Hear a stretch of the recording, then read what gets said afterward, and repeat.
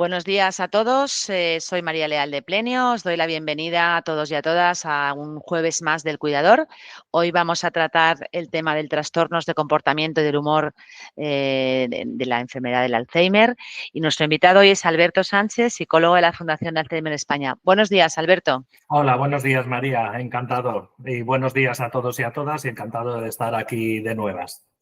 Como Así que, habitualmente sabréis muchos, la idea es que primero vamos a hablar, va a hablar Alberto, nos va a dar la pequeña charla de media hora y luego al final abriremos micrófonos y preguntas para cualquiera de vosotros pueda preguntar. Alberto, todo tuyo. vale, muy bien. Pues empezamos. Bueno, en principio me parece muy interesante el tema de hoy porque muchas veces hay la falsa creencia de que el Alzheimer es simplemente un problema de memoria o un problema de otro tipo de áreas a nivel solamente cognitivo. Y el Alzheimer, como muchos de nosotros y nosotras sabremos, es una enfermedad que además conlleva también problemas, o sea, alteraciones de la personalidad, trastornos del comportamiento, trastornos afectivos, es decir, trastornos del humor, y entonces me parece muy interesante que veamos un poco así sucintamente qué tipo de trastornos pueden aparecer y qué sintomatología puede aparecer a nivel comportamental con los pacientes con enfermedad de Alzheimer y cómo intentar, en la medida de lo posible, poder trabajar o por lo menos atender sus necesidades desde estas alteraciones. Entonces, bueno, vamos a...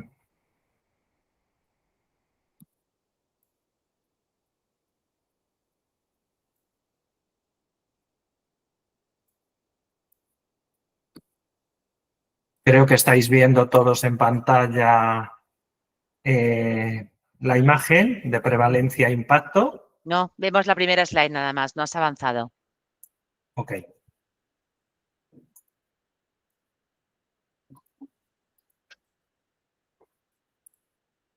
¿Seguís viendo la misma? Sí, Vale, pues entonces voy a ir, si nos importa, hablando yo, perfecto. ¿vale? Y así no entretengo más el tiempo y demás. Entonces, bueno, lo primero que sí que me gustaría hablar es de la prevalencia, el impacto que tienen los trastornos del comportamiento en la enfermedad de Alzheimer. Los datos estadísticos nos dicen que las alteraciones del comportamiento que tienen los pacientes con Alzheimer se puede presentar en el 97% de los pacientes que presentan esta enfermedad. ¿Qué impacto tiene eso? Pues os podéis imaginar el impacto tan grave que tiene tanto en el paciente como en el entorno. En el paciente, que puede empeorar toda su capacidad funcional y toda su calidad de vida. Y en el familiar, pues las alteraciones del comportamiento va a conllevar pues sobrecarga, estrés, depresión y suele ser una de las causas principales de institucionalización. Es decir, cuando aparecen estos trastornos del comportamiento, los familiares y los cuidadores es cuando verdaderamente se plantean el ingresar o el institucionalizar a su familiar o a la persona a la que cuidan, ya que alteran muchísimo el bienestar del propio cuidador, además del paciente. Bien, los síntomas habitualmente más importantes que aparecen en el Alzheimer, los síntomas afectivos y del estado de ánimo, en primer lugar suele aparecer apatía, ¿de acuerdo? Que es uno de los síntomas más frecuentes. ¿En qué se traduce esa apatía? En una falta de iniciativa, pérdida de intereses, de motivación, un embotamiento afectivo, es decir, parece que no sienten ni padecen. Ellos no van a... podemos ver que ellos no toman la iniciativa para hacer una actividad. Muchas veces me comentan los familiares, es que Alberto, es que le digo que haga y es que no quiere, es que por más que... Bueno, es que muchas veces esa falta de iniciativa ellos no van a empezar a hacer una actividad por sí solos. O sea, muchas veces vamos a tener que motivarles nosotros debido a este síntoma que es la apatía. Otros síntomas que pueden cursar, y digo siempre pueden, porque no hay enfermedades sin enfermos y cada enfermo pues cursará de una manera diferente, pero insisto, en el 97% de los casos suelen aparecer esta sintomatología. Otra sintomatología que aparece con bastante frecuencia, la depresión y la ansiedad. Es decir, sintomatología depresiva, tristeza, desesperanza, sentimientos de inutilidad, de ruina y luego un estado continuo de ansiedad basal. O sea, la persona suele estar bastante nerviosa, ansiosa, a veces va acompañado de la propia desorientación que sufren, entonces no saben muy bien qué les está pasando. y la persona, evidentemente, su estado de ánimo comparado con el envejecimiento normal es bastante más patológico a este nivel. Otra sintomatología, la labilidad emocional. ¿De acuerdo? Lo mismo puede estar la persona muy eufórica que puede estar verdaderamente triste y demás. No es lo más normal que aparezca la euforia, o sea, con una alegría desbordante, y no debemos de confundirlo con desinhibición, que luego veremos que es otro síntoma que puede aparecer, pero sí que la persona puede fluctuar en sus estados de ánimo a lo largo de un simple día, vamos. Vale, la agitación, la agresión y la irritabilidad son síntomas que también aparecen. ¿De acuerdo? Esa agitación que va muy sumada a la ansiedad que hemos hablado antes, ¿de acuerdo? La persona muestra una inquietud, repite continuamente el mismo sonido, la misma palabra y demás, se mueve constantemente, tiene un comportamiento errático, no sabe exactamente dónde va, qué es lo que quiere hacer, a dónde quiere ir, etcétera. A veces esto también se traduce con agresión, tanto física como verbal. ¿Vale? Lamentablemente, si hay personas, algunos de vosotros y vosotras que nos estáis escuchando, habéis vivido o vivís con una persona que padece Alzheimer, probablemente en algún momento haya aparecido tanto la agresión física como verbal. No tiene por qué aparecer siempre, pero en un alto porcentaje aparece. ¿De acuerdo? ¿Qué suele conllevar la agresión física o verbal? Bueno, pues desde gritos, insultos, hasta pujones o incluso golpes. Muchas veces no son conscientes porque están agrediendo y nosotros a veces tampoco sabemos exactamente por qué. Seguramente haya desorientación. Habría que intentar que la persona esté lo más orientada posible. Puede tener dolor y no es capaz de decírnoslo y verbalizarlo. A veces resulta que le das un analgésico y la persona se tranquiliza. Tendríamos que mirar qué es lo que está pasando. Puede ser miedo, porque de repente no nos conoce o no sabe quiénes son las personas que hay alrededor. Puede ser la propia frustración, no le salen las palabras, intenta hacer algo y no le sale y esa propia frustración no la puede controlar y la persona se puede poner agresiva. Puede ser la incomprensión de la situación. De repente aparece gente en casa o estamos en una situación extraña para la persona y demás, y como no sabe comprender, no puede comprender esa situación, puede reaccionar de manera agresiva. Y otras necesidades insatisfechas, pues desde ir al baño a tener hambre, a tener frío. O sea, habría que ver qué está pasando para que esa persona se ponga agresiva. Pero es verdad que es uno de los síntomas que más hace sufrir al entorno, a los cuidadores, a los familiares y demás, cuando la persona está muy agresiva, porque además a veces en ese momento no sabes ni cómo reaccionar, ni qué hacer y demás. Otros síntomas que pueden aparecer, síntomas psicóticos. ¿De acuerdo? Llamamos síntomas psicóticos a delirios y alucinaciones. Es muy habitual que puedan aparecer, y eso lo podréis ver si trabajáis con esta población, ideas falsas, irracionales, de robo, de perjuicio, de infidelidad. Bueno, pues esos delirios son síntomas psicóticos que desarrolla el paciente en esta enfermedad. Muchas veces el robo es porque incluso ellos no saben dónde han guardado algo, pero claro, no son conscientes que lo han escondido ellos y entonces te van a acusar de robo. A veces es me estás envenenando.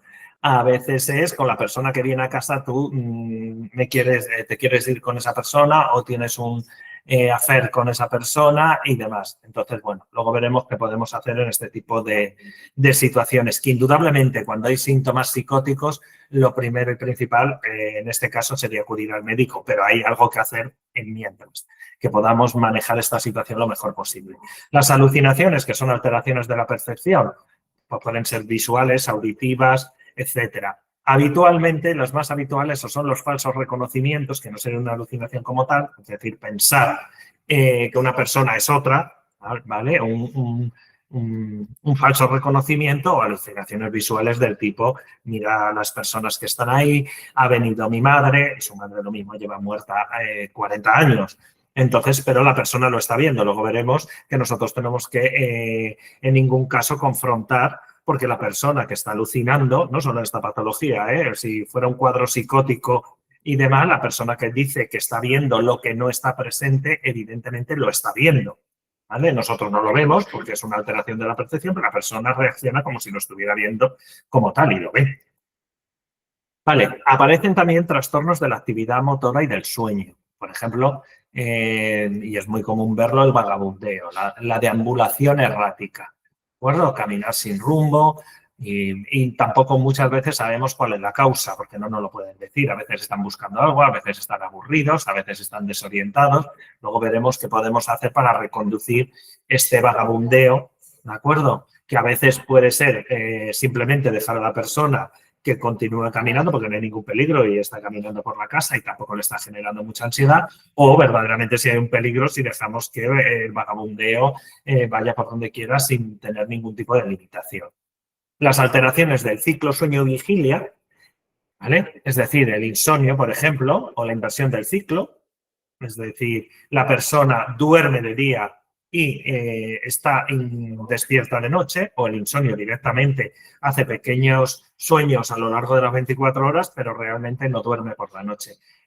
Con la agresividad, por ejemplo, suele ser uno de los síntomas que más provocan institucionalización. Las alteraciones del sueño, cuando un paciente con Alzheimer no duerme por la noche, evidentemente los cuidadores tampoco, porque o tienen que estar con la persona o no pueden dejarla sin vigilancia o simplemente no te deja dormir por los ruidos o por lo que esté haciendo. Por lo tanto, suele ser un síntoma bastante preocupante. Otro síntoma que lo he comentado antes, que aparece, es la desinhibición y el comportamiento inapropiado. Desinhibición que puede ser que tenga conductas inapropiadas o que esté en una reunión familiar, como me contaba hoy una familiar, y coja el vaso de otra de las personas. Y estoy hablando de una fase leve, no estoy hablando de unas fases. O sea, casi todo lo que estoy diciendo no necesariamente tiene que aparecer en fases muy severas. De hecho, puede aparecer en fases leves moderadas. Entonces, a veces, en este caso que os estoy comentando, la persona en una reunión se debe lo de los otros vasos de las otras personas. Eso se produce por la desinhibición y ese comportamiento inapropiado. A veces es hacer sus necesidades sin ningún problema en sitios inadecuados, en la calle o en momentos inadecuados. Entonces, bueno, estos son síntomas que tenemos que conocer que pueden aparecer.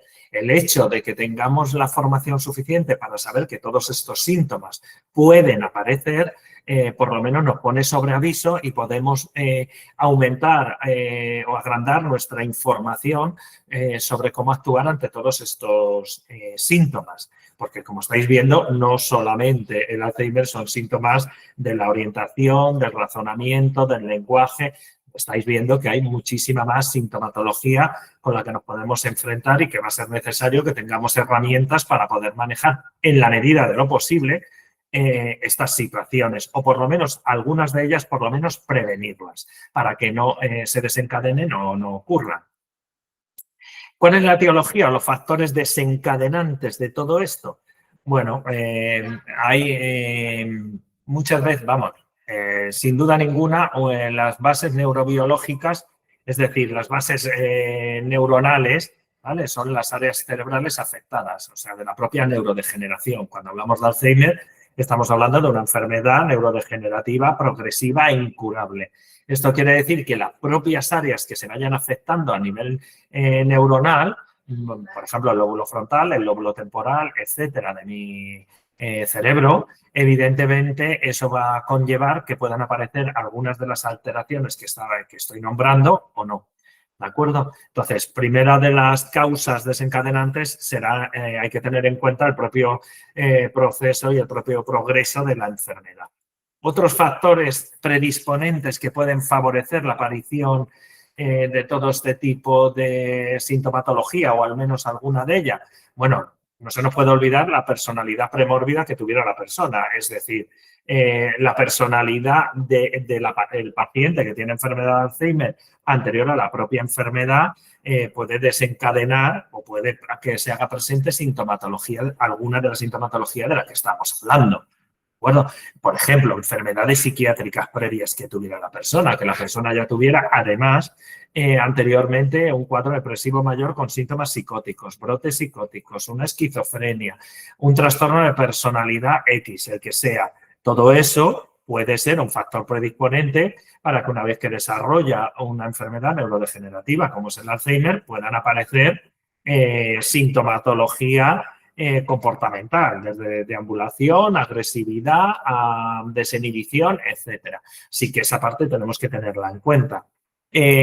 Otra pueden ser los déficits sensoriales. Es muy importante y cada vez cobra más importancia que a la hora de prevenir el deterioro cognitivo, o por lo menos el avance, uno de los factores que tenemos que tener en cuenta es la parte sensorial, es decir, que la persona, por ejemplo, oiga adecuadamente. A veces la hipoacusia agrava la situación cognitiva de la persona, por lo tanto, o pueden aparecer suspicacias que luego puede desarrollar en delirios de robo y demás. Entonces, es muy importante que tengamos en cuenta el tema de los sentidos, el tema de la vista y del oído.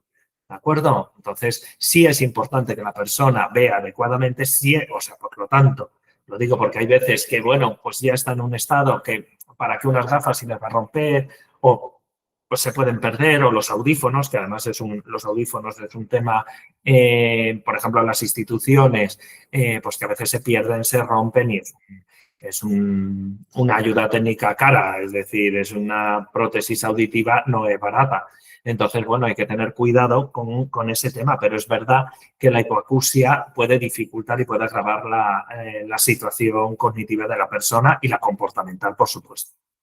Otros factores que tenemos que tener en cuenta predisponentes, pues la propia demencia, como he dicho antes, la fase en la que esté, ¿vale? El dolor crónico, que la persona pueda tener un dolor crónico, daros cuenta que puede ser pluripatológico, es decir, puede tener distintas enfermedades añadidas a la propia enfermedad de Alzheimer. Entonces, hay que tener en cuenta a la hora de valorar las alteraciones comportamentales si tiene dolor crónico de base, ¿vale? Por otras enfermedades, me da igual artrosis, reuma, enfermedad de Crohn o fatiga crónica, cualquier otra patología que pueda ocasionar ese dolor que haga que la persona pueda estar muy inquieta, pueda desarrollar más ansiedad o incluso sintomatología depresiva, incluso agresividad. Las necesidades fisiológicas no cubiertas. A mí me parece muy importante que tengamos a la hora de valorar qué está pasando, ¿de acuerdo?, que valoremos esas necesidades fisiológicas, como puede ser el hambre, la sed, la retención urinaria, el estreñimiento. Los que trabajamos con pacientes mayores y con enfermedades neurodegenerativas, las infecciones de orina, por ejemplo, es una cosa, sobre todo en las últimas fases, bastante recurrente. Entonces, es una cuestión que tendremos que valorar si es un factor subyacente a esas alteraciones comportamentales y del humor. Importante saber las causas para poder intentar prevenir o poder intentar tomar medidas. Los factores desencadenantes, que también los hay, por ejemplo, ambientales, la sobreestimulación, una cosa que he vivenciado yo como neuropsicólogo en las residencias y demás, es el ruido. ¿De acuerdo? O sea, a veces cuando me llamaban para que atendiera alteraciones de conducta o de comportamiento y demás, en la sala había excesivo ruido. Una persona que no puede interpretar bien lo que está sucediendo a su alrededor y que está desorientada, se está poniendo nerviosa, no tiene un curso del pensamiento lógico adecuado y no está interpretando bien lo que pasa, el ruido les puede alterar muchísimo.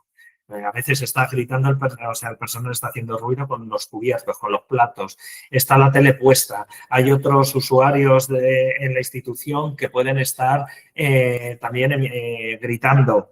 A veces hay muchísimo ruido y el ruido les puede alterar bastante. ¿De acuerdo? La poca luz, por ejemplo, la falta de rutina. Puede ser otro factor ambiental, o sea, estar cambiando constantemente. Hoy desayuna una hora, mañana come a otra. Esos cambios no le van a favorecer nada y puede ser que la persona se descompense a nivel comportamental y entonces empiecen a aparecer alteraciones conductuales de gravedad.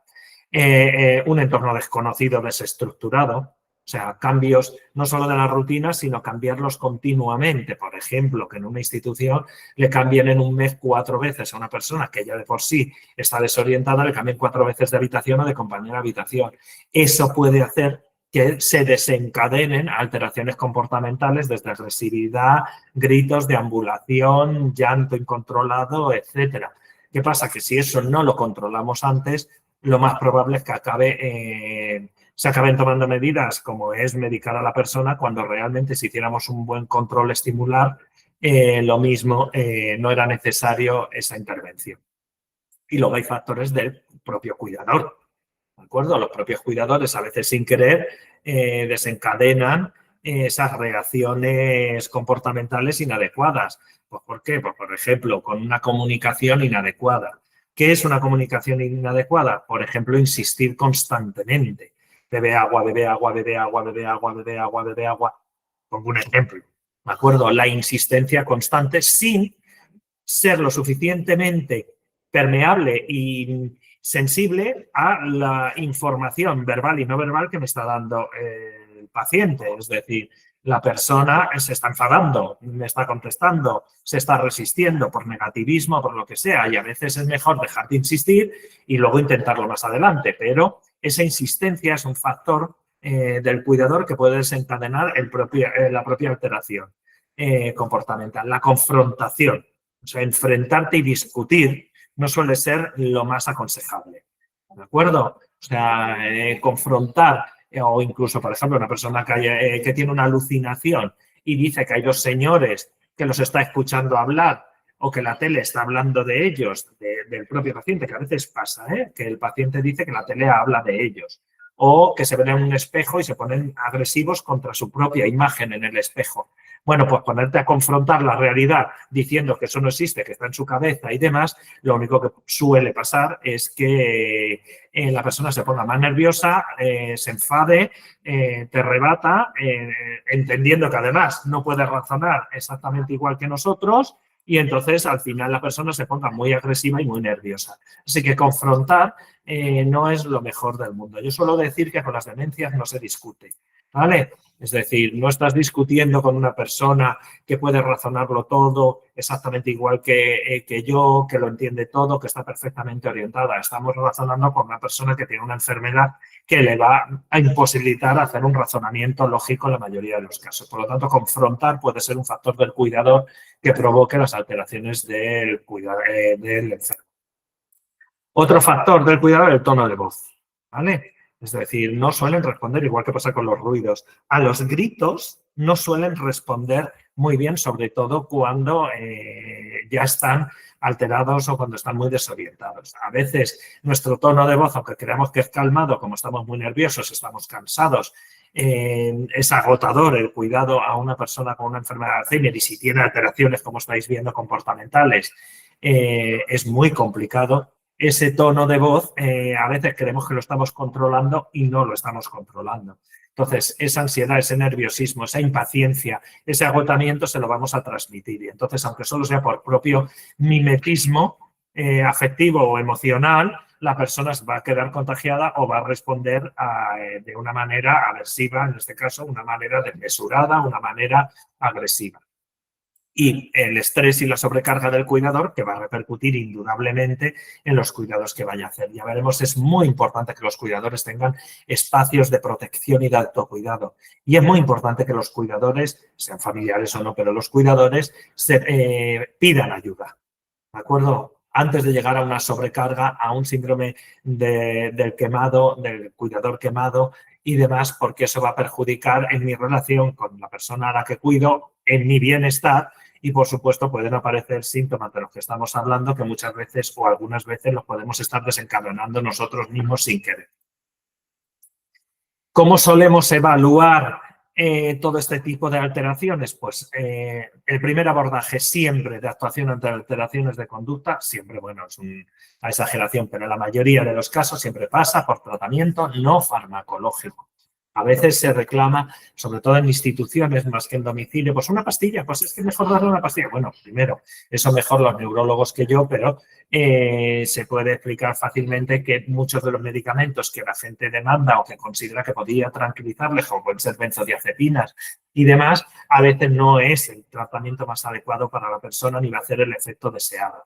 Entonces, el primer abordaje que vamos a hacer siempre con alteraciones de comportamiento y de la conducta o incluso del humor, es decir, siempre que hablo de humor hablo de ansiedad y depresión, ¿vale? Va a ser no farmacológico. ¿Qué podríamos hacer? Registrar cuando aparecen esas en alteraciones de conducta, registrar, hacer un registro de la conducta. ¿Qué quiero decir con esto? Valorar el qué, el cuándo, el dónde y la respuesta del cuidador. Una cosa que solemos llamar el modelo ABC, es decir, tener en cuenta los antecedentes a la conducta, el comportamiento que tiene la persona y las consecuencias que conlleva, ¿vale? Es decir, antecedentes, comportamiento, consecuencias, ¿vale? Vuelvo a repetir el qué, el cuándo, el dónde y cuál es la respuesta del cuidador. A veces es la persona se altera siempre, por ejemplo, pongo el ejemplo del ruido, siempre se altera antes de la comida. Bueno, habría que ver qué pasa exactamente antes de la comida, cómo se comporta y cuál es la consecuencia. ¿De acuerdo? Para poder, en la medida de lo posible, variar esa situación. ¿De acuerdo? Entonces, yo entiendo que esto es muy agotador, como cuando eres el cuidador, estar examinando absolutamente todas las conductas y qué pasa antes o qué la puede desencadenar, ¿vale? Pero en la medida de lo posible sería aconsejable que mirásemos qué pasa antes de que se desencadene, porque habitualmente, por todo lo que estamos viendo, o será un problema neurológico, o será un problema ambiental, o será un problema comunicativo del cuidador, pero siempre hay un antecedente. Entonces, estaría bien valorar el qué, el cómo, el cuándo y hacer una especie de registro, si podemos, para intentar en la medida de lo posible variar esos antecedentes e intentar en la medida de lo posible que no se desencadene la alteración comportamental, ¿vale? Por supuesto, tenemos que descartar que no haya causas médicas. Como he dicho antes, infecciones de orina, dolor, efectos secundarios de fármacos. O sea, hay que intentar en la medida de lo posible, además de registrar la conducta, que no sea un efecto secundario o causas médicas que puedan estar provocando toda esa situación. Todos sabemos que ante infecciones de orina, y los que hemos trabajado mucho tiempo en instituciones, la persona en cuanto te venía, incluso a veces un poco balbuceante o lateralizada, intentas ponerla derecha y no puedes, o la persona hoy está especialmente deteriorada cognitivamente que no hay nada que lo justifique. A veces lo primero que intentamos descartar es que sea una infección de orina. O sea, que todas esas alteraciones comportamentales y de estado de ánimo me la puede desencadenar factores médicos, no solo el análisis conductual. Por lo tanto, es importante que eso lo tengamos en cuenta. Estrategias ambientales y de cuidados que podemos tener en cuenta para, en la medida de lo posible, prevenir esas alteraciones o que sean lo menos disruptivas posible. La adaptación del entorno, es decir, reducir los estímulos estresantes al mínimo. ¿De acuerdo? Todos los estímulos estresantes que pueda haber en el entorno. Desde los ruidos que os he dicho antes, televisiones, conversaciones cruzadas, ruidos constantes en la calle, lo que valoremos, pero reducir los estímulos estresantes en la medida de lo posible. Luces parpadeantes, ¿de acuerdo? Crear un entorno seguro y familiar, que la persona se sienta segura. ¿De acuerdo? Es muy importante que el paciente se sienta seguro y en un entorno que le resulta familiar, que no le resulta desconocido. Aunque es posible, me podréis decir, ya Alberto, pero a veces llegan y dicen, esta no es mi casa, aunque es su casa. Bueno, lo importante es que estén tranquilos. Luego vemos cómo reconducimos esa parte, porque por el propio proceso de la enfermedad es posible que ya esté en otro momento vital y considere que su casa es la de la infancia, por poner un ejemplo. Ahí no confronto. Ahí puedo explicar, tranquilizar con voz tranquila y demás e intentar orientar a la persona, ¿de acuerdo? Y una buena iluminación para evitar, entre otras cosas, por ejemplo, falsos reconocimientos o algún tipo de alucinación o la baja estimulación sensorial. La baja estimulación sensorial puede hacer que la persona esté más desorientada o esté más alterada. Entonces, es importante que haya igual que he dicho antes, que es muy importante que vigilemos su calidad visual y auditiva, es muy importante que haya una adecuada iluminación, tampoco una iluminación cegadora que la persona no vea, ¿vale? Porque luego nos podemos encontrar problemas para cambios de plano, es decir, a nivel estimular, por ejemplo, ellos se van a sentir inseguros si, en algunos casos, si pasan de sombra a sol o de sol a sombra. En ese cambio puede aparecer una inseguridad y eso les puede generar miedo. O suelos que son especialmente o visualmente demasiado confusos, a cuadros blancos y negros, cambios continuos de suelo, paso de una madera a una losa, a mármol, todos esos cambios de color, de texturas y demás puede hacer que la persona no se sienta segura. Entonces, habría que intentar que haya una buena iluminación y en caso de que pase esto, que vayamos indicando los cambios que le puede pasar. Las rutinas que estén lo más estructuradas posibles. Recuerdo que estoy hablando de estrategias ambientales y de cuidados que podemos tener en cuenta para prevenir o para, en la medida de lo posible, enfrentarnos a esas alteraciones comportamentales. Bueno, otras son las rutinas estructuradas, ¿vale? La importancia de mantener horarios regulares para comidas, para sueño, para actividades, etcétera. Es muy importante que la persona tenga rutinas, porque muchas veces cuando les estamos diciendo que es la hora de comer, pero cada día se lo ponemos a una hora, eso puede conllevar, ¿vale?, que la persona se nos desoriente o que no sepa en cada momento qué hacer. ¿De acuerdo? Nosotros iremos orientando con un tono de voz tranquila y demás, pero mantengamos en la medida de lo posible rutinas. Vamos a ver, voy a nombrar un poco así sucintamente, pero algunas estrategias conductuales. Alberto, ¡Ay, qué susto! discúlpame, vale, discúlpame. Vale, perdona.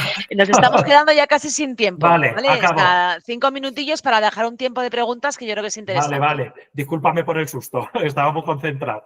Vale, a ver, estrategias conductuales y de comunicación que podemos tener. Por ejemplo, la comunicación empática. ¿Qué quiere decir esto? Muy importante, ¿de acuerdo? Igual que antes hablábamos a nivel ambiental, ahora hablamos a nivel conductual. ¿Qué podemos hacer nosotros y cómo nos comunicamos? Comunicación empática, lo he comentado antes. No confrontar ni corregir, ¿de acuerdo? No confrontemos ni corrijamos. Podemos reconducir, podemos salir del tema, pero sin confrontación ni corrección constante. Validar sentimientos. Es decir, no decir que es una tontería, pero ¿por qué te sientes así? No. Lo que está sintiendo la persona hay que validarlo. Eso no quiere decir que le retroalimente, o sea, que le alimente continuamente su pesar, pero desde luego validarlo, no minimizar lo que está sintiendo. Usar un lenguaje simple y un tono tranquilo. Eso es fundamental. Esto es la comunicación empática. Manejo de agitación y agresión. Bueno, intentar distraer con cualquier cosa, salirse del tema, redireccionarlo a otra actividad en la medida de lo posible. Acercarme tranquilamente y evitar el contacto físico o la insistencia. ¿Qué quiero decir? Nada de toco el hombro, le cojo la mano y demás, porque a veces puede que no funcione y la persona reaccione de manera muy agresiva. Entonces intento distraer, redireccionar, acercarme tranquilamente, evito la insistencia y el contacto físico. Pero eso sí, siempre que esté a su vista, enfrente, le hablaré de frente, tranquilo y demás, y sin irme del espacio, para que no sienta que le hemos abandonado o que está solo. El manejo de la deambulación, pues si no hay ningún peligro, pues que deambule, si no hemos podido averiguar qué es lo que lo provoca y no le está generando ansiedad, pero siempre un entorno seguro, un ejercicio regular también podemos hacer para paliar la deambulación, uso de dispositivos de alerta, o sea, alarma para bajarse de la cama, sensores de movimiento, para evitar algún tipo de peligro, identificar la necesidad subyacente, pues que esté buscando algo o a alguien. Y terapias alternativas, que también nos pueden servir musicoterapia, terapia recreativa, o sea, ludoterapia, terapia con mascotas, o sea, con animales de compañía, otro tipo de terapias. Y ya para acabar, simplemente decir que tengamos en cuenta que ellos responden a una lógica que no es la nuestra, o sea, eso es importante, ¿de acuerdo? Que les resulta muy difícil adquirir nuevos aprendizajes, de hecho, se les olvida constantemente cosas que tenían aprendida, pero es importante que eso lo tengamos en cuenta, que está desorientado en tiempo, en espacio y seguramente en persona, lo cual puede generar muchísima ansiedad en la propia persona, que pueden reaccionar de manera violenta a situaciones banales, o sea, una situación que para nosotros no tiene mayor importancia puede sobredimensionarla y responder de una manera violenta, así que hay que intentar prevenirla, ¿de acuerdo? Que le cuesta entender explicaciones y razonamientos, que a veces nos ponemos a dar una charla y un razonamiento y la persona no me la puede seguir o ya no me la entiende, que debemos de conservar la calma nosotros y no gritar, no intentar razonar, ¿de acuerdo? Y no intentar razonarle todo lo que está pasando porque seguramente no me entienda, no discutir, no regañar, ya sé que me estoy repitiendo, pero me parece importante para terminar, darle tiempo a que responda a preguntas sencillas, no 7 preguntas encadenadas, pero darle un tiempo a que me responda, no adelantar ni rellenar yo todos los huecos porque eso va a hacer que se sienta frustrado y necesariamente no creer lo que me dice, sino averiguarlo y comprobarlo.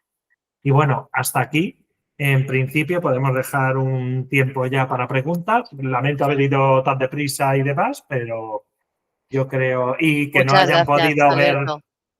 ¿vale? Muchas gracias. Nada. Ha habido un dato que voy a ir convirtiendo a las personas que quieran para poder incorporarse.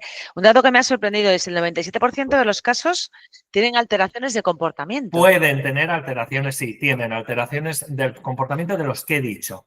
O sea, pueden, o uno tendrá desinhibición, otro tendrá agresividad, algunos desarrollan delirios, algunos alucinaciones, pero alguno de la sintomatología va a aparecer en el 97% de los casos. Y no necesariamente has comentado que tiene que ver con la fase de la No, enfermedad, ¿no? Puede estar en una efectivamente. fase inicial y tener esos Sí, trastornos. por ejemplo, este caso que te he comentado, que me lo han contado hoy, porque hoy he tenido sesión con familias y demás, es una persona que está en una fase muy leve y en cambio se han levantado de tomar algo, el aperitivo, con unos amigos y ha cogido el vaso que se había dejado una de ellas y se le ha bebido la cerveza y demás. O sea, sin cosa que no habría hecho jamás, jamás en una situación normal y está en una fase leve. Eso es desinhibición, eso es el no controlar o tener conductas inadecuadas.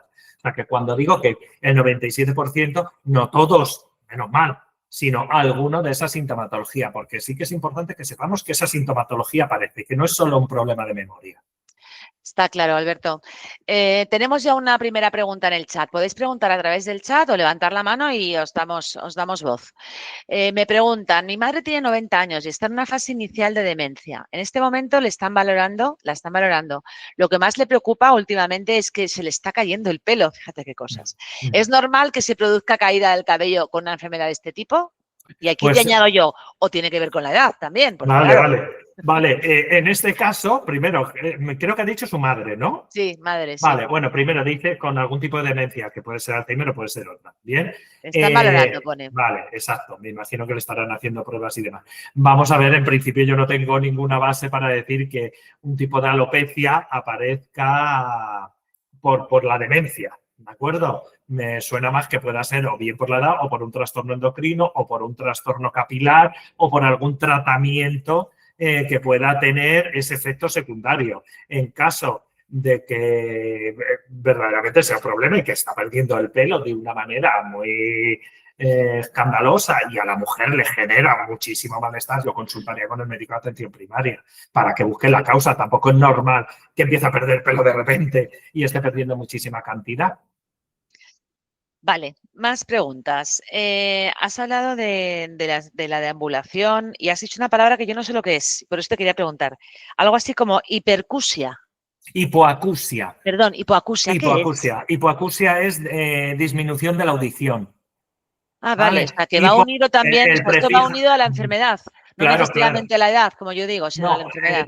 no a la enfermedad, va más unido a la edad que a la enfermedad.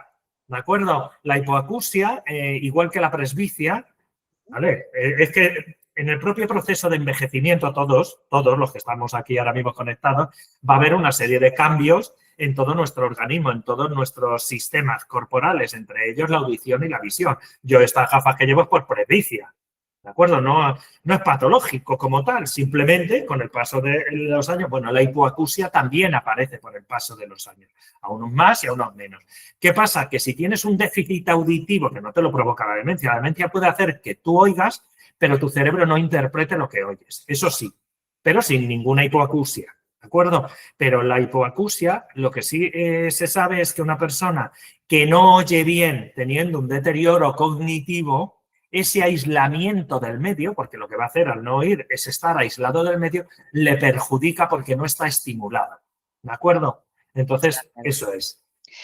Tuvimos también una sesión el otro día con un geriatra y nos comentaba cosas parecidas. Decía que no era una cosa que has dicho que creo que hay que remarcar, ¿no? Mientras que se van animando a preguntar más cosas, que es el no discutir, ¿no? El no discutir con ellos porque realmente no nos lleva a ningún lado y nos decía incluso una cosa que me hizo mucha gracia, ¿no? Que como se olvidan, pues que nos demos la vuelta, vayamos al sitio, volvamos a plantear la misma pregunta porque, o la misma acción, ¿no? Porque se olvidan de ello. De cara a eso, ¿no? Aquí sale muy a menudo el que mi madre, mi padre, que además soy la persona que más quiere y me trata fatal, ¿no? ¿Qué podemos hacer como cuidadores de nuestros familiares en esos momentos donde hay realmente el comportamiento ya se pasa, ¿no? Pasa de un lugar a otro y nos hace sentir fatal. ¿Qué nos aconsejas? ¿Qué podemos hacer, Alberto? Vale, mira, con lo de discutir, bueno, lo primero que aconsejo es, y así lo demuestran todas las estadísticas, los familiares y cuidadores que tienen mayor formación sobre la enfermedad, sin convertirse en un experto, ojo, llevan mejor el propio proceso y todas las alteraciones que aparecen. Primero, porque no les pilla de susto. Segundo, la persona, lo que tú has comentado es cierto, yo lo oigo constantemente. Es que yo, encima que soy el hijo y la hija o el marido y la mujer que le está cuidando es al que peor trata. Evidentemente, lo primero que hay que salir de ahí es de las ideas autorreferenciales. No te está tratando a ti mal, como entenderíamos nosotros. La persona no puede hacer ya ese desarrollo lógico. Voy a tratar mal a mi mujer, que encima es la que me cuida. No, habría que averiguar qué está pasando y entender que es la propia enfermedad la que te está tratando mal, no, Sí, no de la hecho persona. nos comentaban que la persona a la que más quieren es normalmente la que peor tratan, ¿no? Porque es la Claro, persona que es con la que están, está claro. ¿sabes? Es que es el pilar. Está claro. Bueno, no sé si hay alguna pregunta más, si no vamos a ir cerrando la sesión. María Ángeles Frochoso ha ha Sí. levantado la mano. Vamos a darle voz a esta persona. A ver si soy capaz. A ver, intenta hablar. Hola, ¿qué tal? Buenas tardes. Hola, María Ángeles. Muchísimas gracias. La verdad es que aportar ideas y sobre todo ayuda a las familias que tenemos familiares con demencia. Mi madre tiene demencia en un grado ya, bueno, pues bastante avanzado. Mi pregunta es, ¿nos has dado ciertas facilidades para entender cuando se ponen en situaciones agresivas, cómo podemos afrontarlo? Pero yo veo que mi padre, como cuidador principal, ya está completamente excedido. En este momento, a mi padre se le han dado varias opciones y parece que él quiere seguir siendo el cuidador principal. ¿Cómo podemos facilitarle a los padres el convencerles de que poner una persona en casa, a un auxiliar, a una persona, a un profesional, le puede facilitar muchísimo y aliviar y tener tiempos a lo mejor para estar más, bueno, pues atendiendo otras cosas o teniendo un poquito de vida privada? Porque los padres se niegan bastante. Yo hablo de edades en las que están acostumbrados a, bueno, se han casado para siempre y tienen que aceptar la situación, pero al final eso afecta también al resto de la familia porque hay muchísimos conflictos. Yo lo vivo de forma personal y está empezando a ser una situación complicada. Se le comenta a mi padre poner a alguien que le ayude para que él tenga, no sea el único cuidador principal, a un profesional. Y les cuesta muchísimo. No sé si porque no quieren dar acceso a una persona, si es por desconfianza o es porque ellos quieren hacerse cargo de la situación, pero la situación está empezando a ser ya muy compleja. Vale. Muchas gracias, María Ángela, por la pregunta. De hecho, es una situación lamentablemente, bastante más común de lo que parece. Además de la parte histórica, que es cierto, de otra generación y que piensan y demás, ¿qué podemos hacer? Primero, es decir, estar ahí, ¿de acuerdo? Segundo, escucharle, en la medida en lo que él quiera expresar y demás, pero darle su espacio. Más que intentar a veces, pero papá, es que está saturado, que no sé qué, por lo que tú me estás contando, creo que me has dicho que es tu padre, es evidente que tiene un síndrome, o sea, que le sobrepasa la situación, que realmente y objetivamente el cuidado va a terminar enfermándole a él si no lo está ya.